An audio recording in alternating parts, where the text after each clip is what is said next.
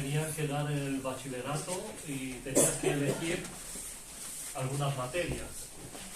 Y una de las materias me he elegido educación física. Y digo, voy a correr y ya está, me saco el bachillerato y tal. Una podrías elegir. Y elegí educación física. Y me decía, este es el grupo 1, grupo 2, grupo 3, ¿cómo vamos a...? ¿Dónde te vas a meter? Y yo tenía algunos que eran jugadores de fútbol, jugaban en el equipo de la ciudad, ¿no? Y yo le he dicho, yo quiero correr con ellos. Y todos se rieron, ¿cómo tú con ellos? No estaba así, estaba así. Cuando tenía 18 estaba así, jugaba baloncesto, tal. No tenía la velocidad de un futbolista, lo tenía de uno que juega balonmano, ¿no? Baloncesto. Y entonces digo, yo quiero correr con ellos, en el grupo de ellos.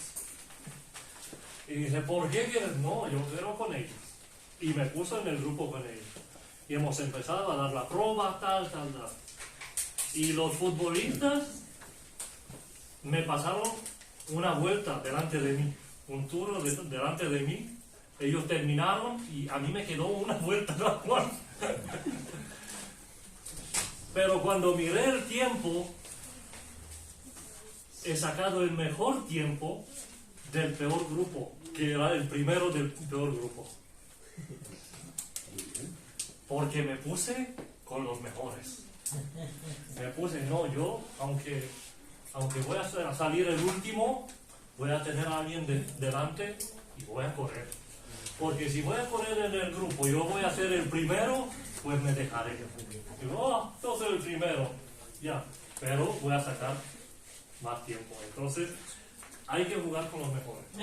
¿Amén? Amén. Hay que ponerte en el grupo de los mejores. Hay que hacerte amigos. ¿Quién estudia Biblia? ¿Quién hace el grupo de alabanza? ¿Quién? Con los mejores cantar, con los mejores. Y así vamos a subir nosotros de nivel. ¿Amén? Amén. Vale, entramos en el principios generales de interpretación, ¿vale? Hemos visto que exegesis responde a la pregunta ¿qué querían decir en aquel tiempo? Y hermenéutica responde a la pregunta ¿qué debemos entender hoy? ¿Amén? Principios generales de interpretación. La Biblia tiene plena autoridad. Esto tenemos que saberlo del principio. La Biblia y nada más que la Biblia. Nosotros no tenemos otro libro como para guiarnos. Los del Islam, los de Confucio, los de otros de otras religiones, tiene sus libros y se guía según sus libros. El libro de Mormón, el libro de Smith, ¿no? El libro de Russell, todos. Entonces nosotros tenemos la Biblia y la Biblia tiene la plena autoridad. Nosotros para interpretar, para entender la Biblia no tenemos que acudir a otro libro. ¿Amén? Amén. En la historia de la teología han surgido 3 fuentes de autoridad. Entonces algunos dijeron solamente la Biblia, como Martin Luther. Hizo la reforma y dijo, ya, terminamos con todo y nos apegamos a la Biblia. Tiene toda la autoridad. Entonces, claro, la iglesia que tenía la Biblia como autoridad y la tradición era que podía vender indultos para que alguien sea perdonado de pecados. Quería ser perdonado de algún pecado, metías la mano en el bolsillo, te compraba una indulción y estabas libre. ¿Vale?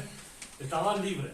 Pero la tradición es algo que la iglesia puso al lado de la Biblia y son las leyes, las reglas humanas, y algunos levantan más a la tradición más que a la Biblia. le da más autoridad, y en esta ciudad nosotros vivimos que la tradición es puesta más alta que la Biblia, la autoridad de la Biblia. Por eso hay en la Semana Santa todo el pase de la Virgen y de todos los santos y de todas las cosas, los magos, los reyes magos.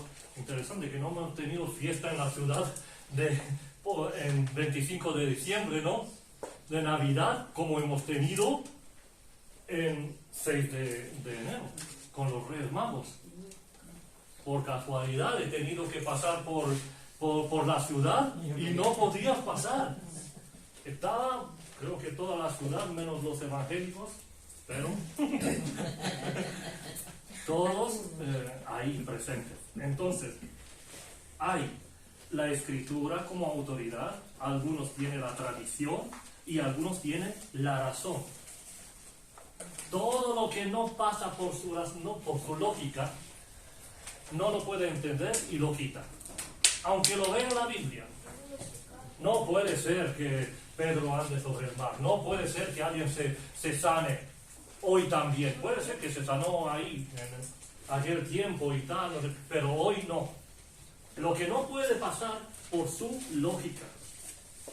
Entonces, en la Iglesia Ortodoxa y Católica la tradición es muy autoritaria en ciertas cuestiones, incluso más que la Escritura.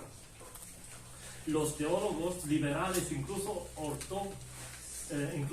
otros segmentos del protestantismo, han adoptado la razón como autoridad suprema.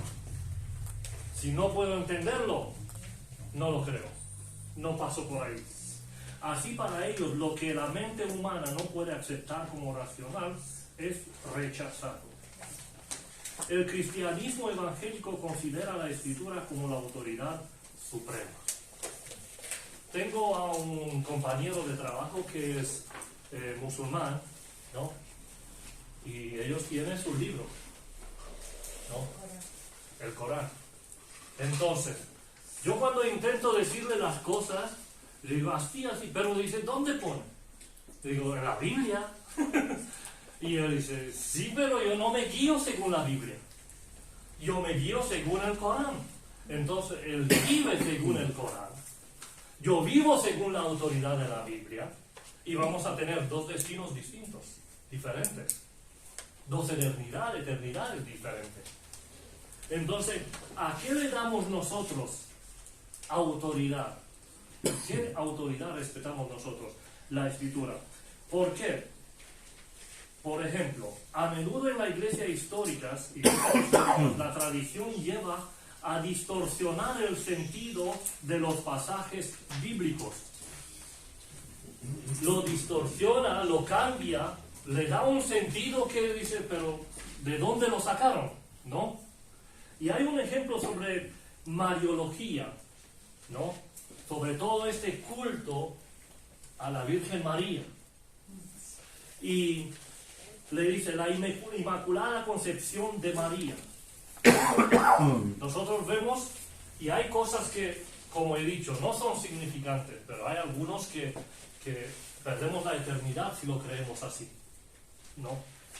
La virginidad perpetua de María, que ella ha sido virgen y se ha quedado virgen para toda la vida, pero la Biblia nos dice en Mateo capítulo 12, versículo 46 y 47, nos habla que Jesús tuvo hermanos y que María tuvo más hijos. Y nos pone Mateo capítulo 12, versículo 46-47. Mientras él aún hablaba a la gente, he aquí su madre y sus hermanos estaban afuera y le querían hablar. Jesús estaba predicando, estaba con los discípulos, y de repente, ¿no? Afuera estaba, y 47, y le dijo uno, he aquí tu madre y tus hermanos están afuera y te quieren hablar. Entonces significa que María no se quedó virgen. ¿vale? Pero la Iglesia Católica y la Iglesia Ortodoxa, y hay algunas más que dicen que María, la virginidad perpetua de María, María se quedó virgen para toda la eternidad, ¿no? Entonces, no lo dice. Cuando aparece el ángel y le habla sobre que se va a quedar embarazada y que del Espíritu Santo y todo esto, le dice, bendecida tú entre todas las mujeres, no por encima de todas las mujeres. Tú tienes tu sitio ahí, pero no eres más. Y cuando hablo con un católico, pues que no toques a la Virgen, ¿vale? Hablamos de todo, pero no, mi Virgen y todo. Pero no solamente la Virgen María, que aparecieron más vírgenes. La Virgen del Carmen, la Virgen de Guadalupe, la Virgen, ¿no? Entonces aparecieron más y más, y el pueblo está porque no lee la Biblia. No lee la Biblia. Entonces, te puede llevar alguien por ahí, de nariz, te puede llevar. Si tú no estás firme, ¿dónde lo pone en la Biblia? Yo tengo que demostrar. Yo tengo que decir, ahí habló Jesús esto, ahí habló. Y Jesús dijo que aquí tu madre y tus hermanos están, y no lo dice él. Y le dijo uno, vino uno, tu madre, tu padre, reconocieron. Y a Jesús lo reconocieron y dijeron, ¿no eres tú el hijo del carpintero? ¿Tus hermanos no están aquí entre nosotros? Entonces se desmonta todo eso. La virginidad perpetua de María. Después, su entrada en la gloria con Cristo. ¿Entró? No. Su poder de intercesión ante el Padre. Ya no le haces oraciones a Jesús, le hace a María. Dice, ¿quién te va a escuchar más? Jesús a María, porque mira, María en la boda de Canaán le pidió a Jesús que multiplique, que haga algo, y Jesús siempre escucha lo que le dice su madre. Es obediente. Entonces tenemos que orar a María, Virgen María, y Virgen María le dice a Jesús, y Jesús le dice a su Padre, y vamos así en jerarquía. Pero, primera de Timoteo, capítulo 2, versículo 5, nos habla que no tenemos que orar ni adorar a los santos, porque hay un solo Dios y un solo mediador entre Dios y los hombres, Jesucristo, hombre. Amén. Amén. Entonces nosotros tenemos que ver un solo mediador. No tenemos que orar a San Antón ni a nadie. Pero si miras el calendario, todos los días hay un santo, una santa. Varios, que no cabe más. Hay un día 3, 4, ¿no? También. Entonces, ya hay más santos que días. Aquí nos dice, un solo mediador entre Dios y los hombres. ¿Por qué oramos nosotros a Jesús? ¿Por qué adoramos nosotros solamente a Jesús? Esta es una hermenéutica correcta, un estudio correcto a la Biblia. Porque chocamos con estas religiones. Y puede venir alguien y decirte, oh, ¿qué has hecho? Eres un loco, una loca, te dejaste tú la religión de cientos de años, que nosotros somos del Pentecostés, el otro es más antes de Cristo. ¿No? Es cristiano antes de Cristo. No puede ser. Es más antiguo. Entonces aquí nos dice, un solo mediador entre Dios y los hombres. Pero si no leemos la Biblia, si no sabemos las referencias bíblicas, no podemos ni ser nosotros edificados, porque puede venir a decir, pero tú ¿de dónde sabes? No, yo lo he leído en la Biblia. Puede venir otro, sí, pero puedes, mira, en la boda de Canaán, María rogó a Jesús y tal, y tal, y tal, y tal. Pero tenemos que tener firme nuestra convicción de qué es. cultivar el culto a María mediante oraciones, himnos, íconos.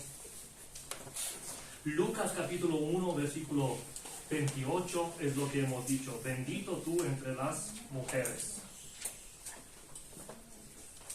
Creemos que la autoridad última es la Biblia y no las tradiciones, aunque nos gustan y están bonitas, ¿no? Casi me pega la cabeza con un caramelo de los magos, ¿no? Tirando ahí, de las carrozas. Entonces, nos gusta. ¿Por qué? Porque tenemos día libre, ¿no? Vamos a celebrarlo, vamos a... Si llamas a alguien de los días de los reyes a la iglesia, te va a decir, no, ¿qué va?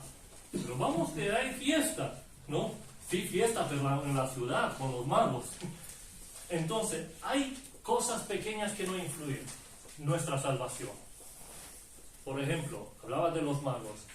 Los magos vinieron a Jesús y lo encontraron cuando ya estaba en casa, después de 2 años. Y nosotros vemos imágenes y todo eso, ¿no? El pesebre ahí, los pastores y los magos también. Pero los magos no fueron ahí.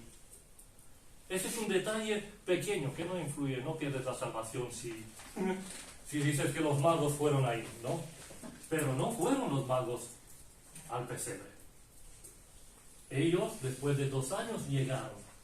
Mateo capítulo 2, ¿vale? Entonces, la tradición y la razón deben interpretarse a través de la lente de la Biblia, no la Biblia a través de la lente de la tradición y la razón. Yo primero tengo que leer la Biblia. Si viene alguna tradición y está bonita y todo eso, yo tengo que ver, ¿lo pone en la Biblia? Y tal como hemos dicho, hay tradiciones y cosas que no influyen en nuestra salvación. Por ejemplo, si celebramos el nacimiento de Jesús en el día del 25 de diciembre, ¿perdemos la salvación? Hay algunos que dicen, no en 25, y es verdad, no sabemos cuándo nació Jesús, ¿no? La fecha, no sabemos. Pero si lo celebras, ¿pierdes la salvación? No. Son cosas que no tienen tanto peso, pero si dices que Jesús no es Dios, si dices que Jesús no ha sido, que ha sido solamente hombre, este compañero me decía que ahora me entero mucho del Islam y de todo eso, ¿no? Y me dijo que Jesús no murió, que otro, un doble fue crucificado, no Jesús. Entonces, mira, hay tantas tonterías en el mundo que no te enteras todos los días de cosas. Y entonces, que Jesús no, un doble ha muerto. Y Jesús ya pasó. Hay muchos. Por ejemplo, si leemos Mateo 28. Mateo 28 cuando habla sobre la resurrección de Jesús.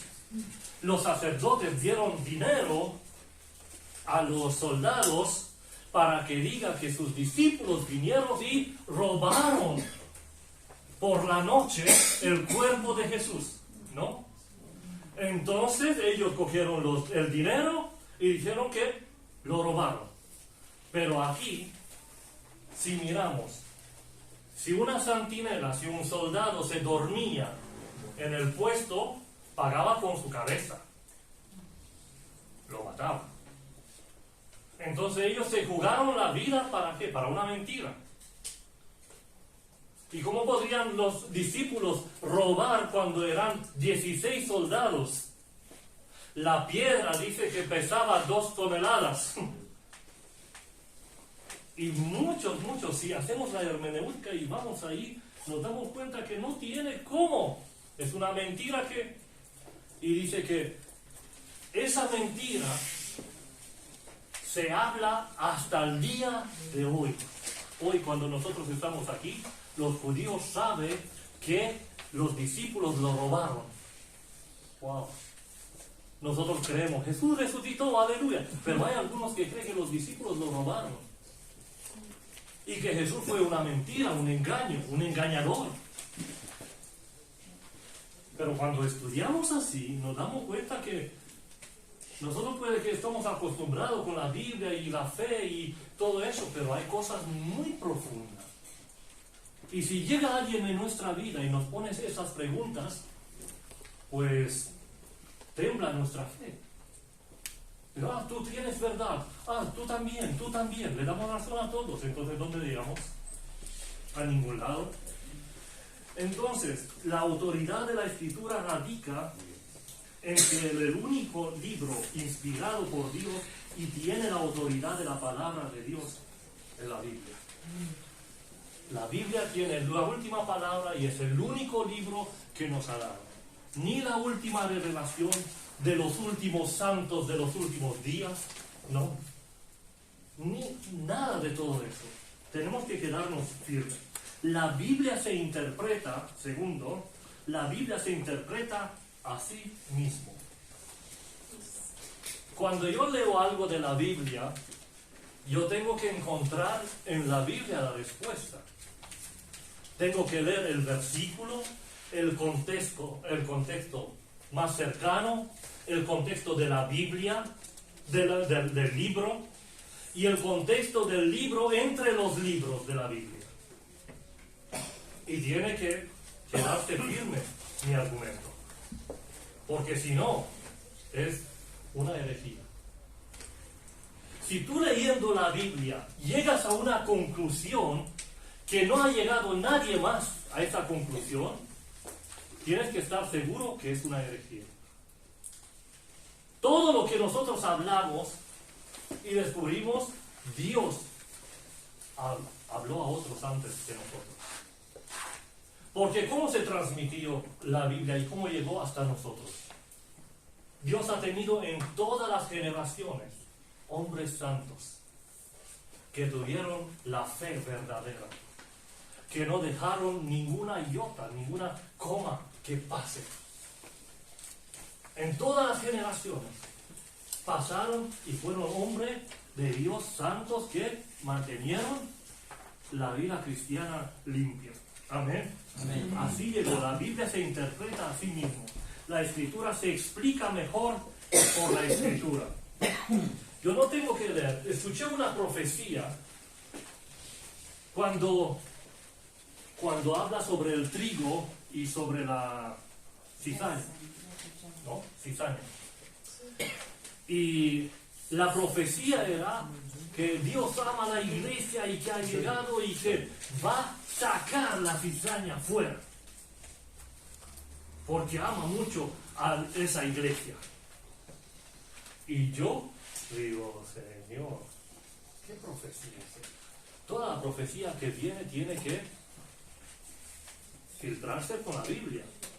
Y cuando yo leo la Biblia y abro en Mateo capítulo 13 y abro, aquí está la parábola de la cizaña y en la otra página es la interpretación que lo da Jesús mismo.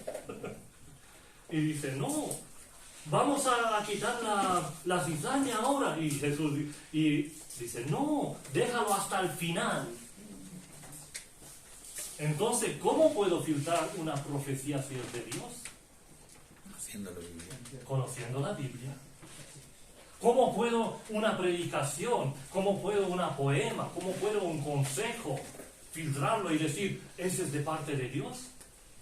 Porque nosotros podemos dar muchas interpretaciones. Y no siempre están concorde a la Biblia. Cuando estudiamos un pasaje o tema en particular, es muy importante consultar otros pasajes similares. Y de esta manera tendremos una imagen completa de lo que la Escritura dice sobre ese pasaje o tema. En otras palabras, una interpretación correcta tiene en cuenta todo lo que dice la Escritura sobre un tema concreto. Un corolario de este principio es que no tenemos que recurrir a fuentes extrabíblicas para comprender las verdades básicas de la Escritura. ¿Vale? No tenemos que pasarnos a otras fuentes. 3. El plan de salvación de Dios es la esencia de la Biblia. El centro y lo más importante de la Biblia es que tenemos que encontrar a Jesús en la Biblia. Amén. Nosotros leemos no para tener más conocimiento o para tener, no, para encontrar a Jesús y el camino de la salvación. Eso es muy importante leerlo así, no para nosotros, para decir, yo cómo puedo encontrar un versículo que me apoye en mi pecado, ¿no? ¿Cómo puedo? Que he escuchado gente que estaba orando, Señor, perdóname por lo que he robado, por lo que voy a robar. No puede ser. Por lo que he robado y por lo que voy a robar. No puede ser. Entonces, yo tengo que ver el hilo rojo que recoge la Escritura. Recorre la Escritura de punta a punta, es el plan de salvación. En Juan 1, 29, Juan capítulo 1, versículo 29, el Nuevo Testamento registra el cumplimiento del Antiguo Testamento y continúa la revelación de Dios en un plano superior. El Antiguo Testamento todo es una sombra y apunta hacia Jesús. Así tengo que leerlo. Si no lo leo así, no entiendo nada. El siguiente día vio Juan a Jesús que venía a él y dijo, he aquí el Cordero de Dios que quita el pecado del mundo. Amén. Dice, ya está aquí. En el Antiguo Testamento, si leemos Levítico, el tercer libro de la Biblia. Levítico. ¿Cuál es el tercero? Levítico. Eso. Y también lo pone en el quinto. ¿Cuál es? Es bien. Entonces, él veía que todo era un sacrificio de los animales. Y todos los animales que eran sacrificados apuntaban a Jesús. Los musulmanes tienen la fiesta de Cordero. La fiesta del Cordero. Y dice, nosotros tenemos esta fiesta y mira, matamos el Cordero y lo comemos y tal, no sé qué. Y le digo, ¡ah! ¿Tenéis esa fiesta? Sí. Muy bien. Te voy a decir la interpretación. Le dije a mi compañero. Dijo, tú sabes lo que haces tú, pero todavía tiene el velo. Y no lo puede ver. Porque no tuvo un encuentro con Dios en el camino de Emaús, como hemos empezado. Para que se le abran los ojos, la escritura y el entendimiento. Entonces no tuvo. Y ellos siguen con la fiesta física. Mata el cordero. Y yo le he dicho, este cordero representa a Jesús, quien tú no crees en él. Y le digo, sí, yo creo en Jesús, que eso era un profeta, y nosotros lo respetamos. No es solamente un profeta, este es el Hijo de Dios. Amén. Amén. Y eso me fascina cuando me cuenta cosas y él me cuenta del Antiguo Testamento y yo lo veo en el Nuevo, cumpliéndose en Jesús. Aleluya. Y qué bendición para nosotros que lo veamos, que lo vemos así. Porque hay muchos que no lo ven. Pero nosotros creemos en Jesús, creemos que Jesús es el Cordero de Dios. Gloria a Dios. Amén. Entonces tenemos que saber interpretar las cosas. Cada creyente tiene la libertad, 4, y la responsabilidad de interpretar la Biblia por sí mismo. Sí, tienes la libertad. Yo soy libre para interpretar, pero también eres responsable. Porque muchos tienen la libertad, yo interpreto así. Yo me puedo tomar esto, yo me puedo hacer esto, yo puedo ir ahí, yo puedo hacer esto, yo puedo hacerme un novio que no es de la iglesia, yo puedo hacerme una novia que no es de la iglesia, y cuando se casa tiene problemas. Ella dice, ven a la iglesia, él dice, vamos a la discoteca, que estoy harto de tu iglesia, y tienes una lucha, y después, ¿por qué he llegado aquí? Porque decidiste mal. Entonces aquí nos dice que tienes la libertad. Tienes la libertad para interpretar la Biblia como tú quieras. Tienes derecho para beber alcohol, tienes derecho para fornicar porque tú eres como David y Dios si lo perdonó a él, te perdona a ti también. Puedes ser el hijo pródigo, irte unos años de paranda y después venir otra vez a la iglesia, que lo esperaba en la puerta y todo eso. No juegues con la palabra de Dios. Tienes la libertad, tomarte cosas para ti, pero tienes la responsabilidad también. Porque la gente viéndote a ti, los demás te pueden imitar a ti. Qué fuerte Pablo. Y le dice, imitarme a mí, porque yo imito a Jesucristo. ¿Podemos decir nosotros? Entonces aquí dice, cada creyente tiene la libertad. Tú puedes leer, mira que le dijo a Timoteo que puede beber, mira que le dijo a tal que no sé qué, mira tal. Puedes interpretar la Biblia como quieras. Pero cuando ves tú el daño en tus hermanos que hace el alcohol, no lo tomarás más. Vas a mirar a tus hermanos más que a ti mismo, a tus propios deseos y satisfacción. Yo por mis hermanos, dice Pablo, no comeré más ya carne ni nada. Para no ser a mi hermano tocar. Entonces hizo muchas cosas por amor a sus hermanos.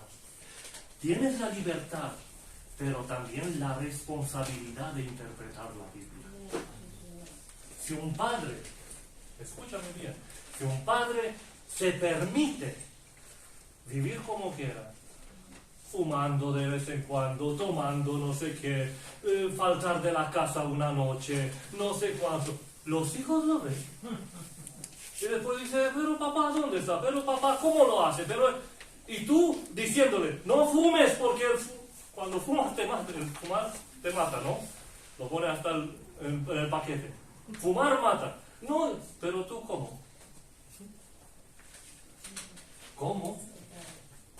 Entonces tienes la responsabilidad como interpretas la Escritura. Por eso tenemos que estudiar hermenéutica. Además, el clero católico prohibía la lectura de la Biblia a los laicos. Los sacerdotes no les, mira, se te va a secar la mano si tocas la Biblia. Tú no tienes permiso para tocar la Biblia, tú no puedes leer la Biblia. Y muchos no tenían, no se imprimían Biblias para los laicos. Entonces no conocía y estaba en ignorancia. Y Pablo dice que Dios no tiene en cuenta los tiempos de ignorancia. Pero ahora, cuando ya conoces, has escuchado de la palabra de Dios, tienes responsabilidad para vivirlo. Amén. Amén. Gloria a Dios. Entonces, con la Reforma Protestante se afirmó que cada creyente tiene la libertad y la responsabilidad de leer e interpretar la Biblia por sí mismo. Pero también la responsabilidad, nos dice, ¿no? Después, 5. Interpretar la experiencia personal a la luz de la Biblia y no la Biblia a la luz de la experiencia personal. Aquí fallamos muchos. Por ejemplo, si pasas por alguna circunstancia, por algún problema, y tú, por ejemplo, ayunas, y llevas 3 días de ayuno, y Dios te sana o te resuelve el problema que has tenido. Tú no puedes hacer un principio de esta experiencia que has tenido tú y decirlo a todo. Ayuna 3 días y tu problema se va. No. Porque nosotros no tenemos que interpretar la Biblia a través de nuestras experiencias. Y nuestras experiencias tenemos que ver cómo está en la Biblia. Yo lo que veo en la Biblia, sí, es un ejemplo para mí. Esther ayunó y mira, Dios obró. Y nosotros nos ponemos, pero no sabemos si es la misma causa. Yo he visto gente que ayunó y oró con toda la familia, oró para que el banco le dé el piso, que pueda comprar un piso, cuando llegamos aquí a España. Dice, Dani, he ayunado y mira, Dios me dio un piso y ya tengo mi piso, mi casa y tal, no sé qué. Y llegó la crisis y lo perdió. Y dice, Dani, ahora lloro, ¿por qué me lo dio Dios? Porque ha perdido todo. Entonces, Dios puede permitir algunas cosas, aunque no es su voluntad. Porque tú eres, dámelo, ¿no? Pero te puede dar. ¿Y después qué? Si no es la voluntad de Dios. No me gusta eso, que me lo diga alguien. Te lo he dicho. Te lo dije, Dani. Entonces, no, yo tengo que aprender antes de golpear.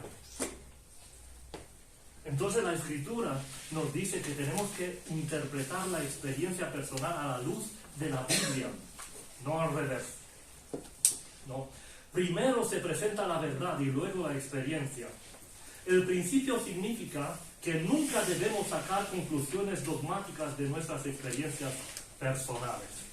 Yo no tengo que decir, esa es la ley y siempre funciona esto.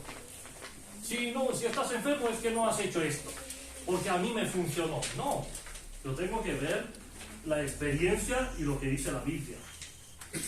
Y siempre cuando Dios está obrando de alguna manera, se necesitan cambios.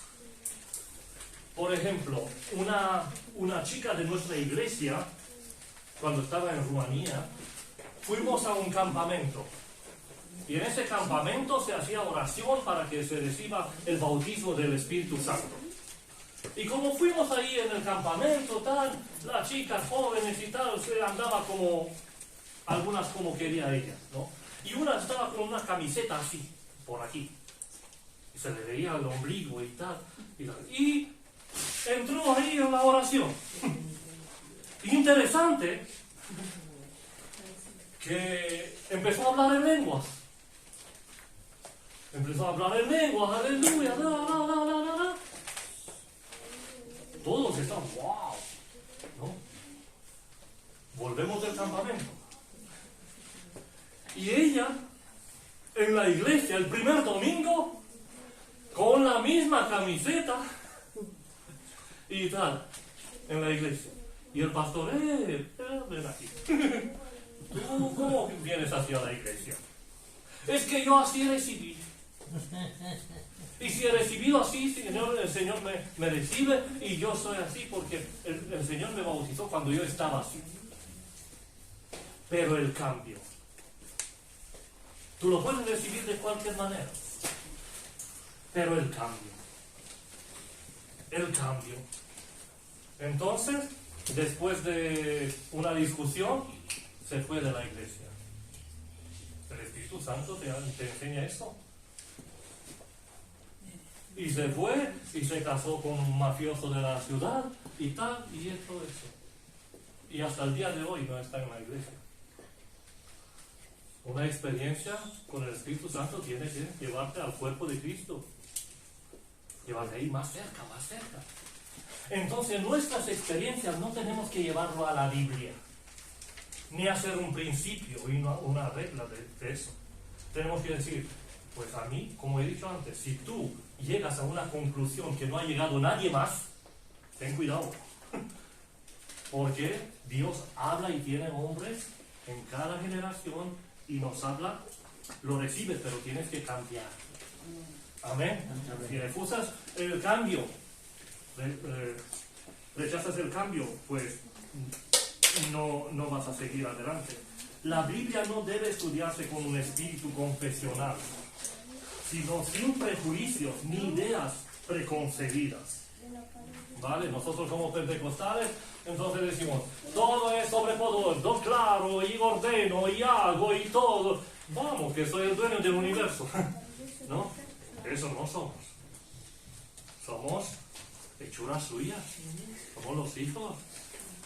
No tenemos la misma autoridad de Él. Él dice y se materializa. Pero nosotros no. No somos dioses. No tenemos este poder. Podemos orar por alguien que está enfermo. Dios tiene un plan con él, ¿no? tiene algo pendiente con él y lo pasa por una circunstancia, una enfermedad, una crisis, todo, tiene un plan con él, yo vengo, Señor, Señor, declaro, oro, tal. Pero ¿quién soy yo y quién es Dios? Yo tengo que estar en comunión con Dios y tener la revelación y decir, ora por él para que vea que yo trabajo en la iglesia a través de mis hombres y que vea mi autoridad y mi poder y todo eso. O me puede decir, déjalo, no ores por él porque no es para él. Pero hay muchos que dicen, yo he sentido algo, no sé, no has sentido nada. Jesús dijo cuando lo tocó, enseguida, en aquel momento, saltó el paralítico. Nadie dijo, voy a consultar 5 médicos más y voy a ver que estoy sano. Esa es la hermenéutica verdadera. En el momento, saltó. No le dijo, Lázaro, ven fuera. Y que se vaya y no pase nada. Y que pase lo que ha dicho Marta y María. Sé que va a resucitar en el día de... No, en el momento saltó. Y le ha pronunciado el nombre, porque si no le decía el nombre, salía todos los muertos con el poder de Jesús. ¿Amén? Pero él le dijo, Lázaro, solamente tú, ven fuera. Gloria a Dios. Entonces tenemos que ver, nosotros no podemos hacer nada si Dios no está en nosotros, si no está con nosotros. Aquí la Escritura nos dice interpretar las experiencias personales a la luz de la Biblia. La correcta interpretación de la Biblia requiere una fe salvadora y la guía del Espíritu Santo. Desde el punto de vista de Dios, las personas se dividen en 2 categorías: personas naturales y personas espirituales. Las personas naturales no pueden entender las cosas espirituales. Y el mejor intérprete de un texto es el autor del mismo. Por cuanto los designios de la carne son enemistad contra Dios, porque no se sujetan a la ley de Dios, ni tampoco pueden. Y los que viven según la carne no pueden agradar a Dios. El séptimo, el último, interpretar con actitud de reverencia. Tenemos que tener reverencia cuando nos acercamos a la Biblia, a interpretarlos. Esto presupone un corazón bueno, puro y piadoso. Y quiero concluir con esto. Contratado por sus habilidades y despedido por su carácter. Así son muchos. Y en la obra de Dios también. Es contratado por sus habilidades, porque habla bien, porque es guapo, porque no sé qué, porque no sé cuánto, es un hombre influente, es un hombre rico, es alguien de una buena familia, no sé qué, ¿no? Y en la iglesia, contratado por sus habilidades, pero despedido por su carácter. El carácter vale más que todas las debilidades. Entonces nosotros cuando ponemos a alguien o Dios quiere levantar a alguien para un ministerio, mira el carácter. Testimonio. El testimonio. Nosotros muchas veces fallamos porque miramos a la gente. Este podría ser esto podría. ¿Y el carácter? Cuando vienen las aflicciones y todo esto, te deja y te quedas solo. De repente ya no tienes grupo de alabanza. Se ha ido. De repente ya no tienes ningún diácono, ningún presbítero, nadie en el comité. ¿Cómo? Despedidos por el carácter. En mi trabajo vienen muchos para pedir trabajo, ¿no? Viene por la puerta donde trabajamos y dice, mira, quiero trabajar, habla con tu jefe que me meta y tal, no sé qué. Y entró uno, era un buen chico, digo yo, pero estaba fumado todo el día. Y lo metió porque lo necesitaba. pero lo despedió por su carácter. Entonces, en nuestras iglesias, yo creo que tiene que valer más el carácter que todas las habilidades que alguno de nosotros puede tener. Amén. Amén. Dios nos bendiga. Amén. Amén. Vamos a levantarnos y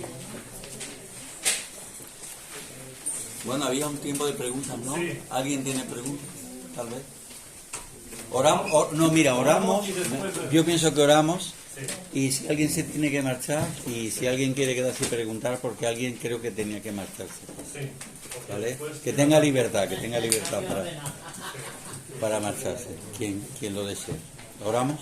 Nuestro hermano Pepe que hace una oración, por favor. Gracias por este tiempo, gracias por este tiempo de tu presencia, Señor. Gracias por la fe, Señor, que nos lleva a estar en tu presencia, conocerte más. Gracias que queremos aprender más y más de ti, el manso y humilde de corazón.